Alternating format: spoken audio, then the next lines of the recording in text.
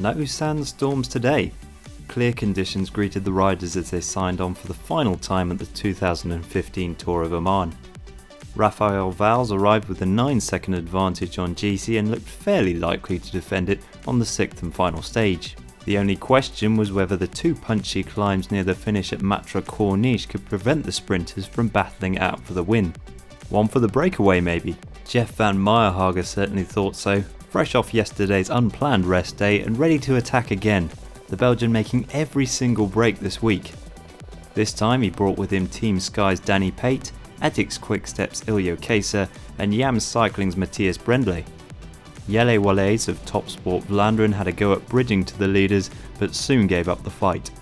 While Matrah Corniche took control in the pack, the quartet out front settled into a good rhythm, slowly stretching the gap to the peloton to about 9 minutes over the first couple of hours.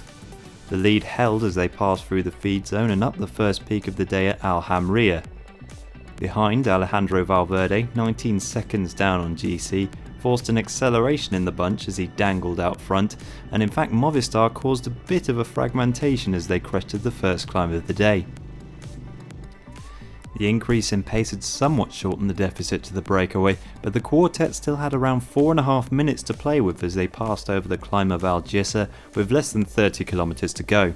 The committed breakaway had worked flawlessly together all day as they took on 2 laps of the short finishing circuit, but it was on a small unclassified climb 3 kilometers before the finish where Brändle dealt the decisive blow, creating a small separation over the top and powering down the descent to the finish. As they blasted along the harbour side, Keisse tried everything he could to bridge, but Brändle held firm and claimed an impressive first win of his season.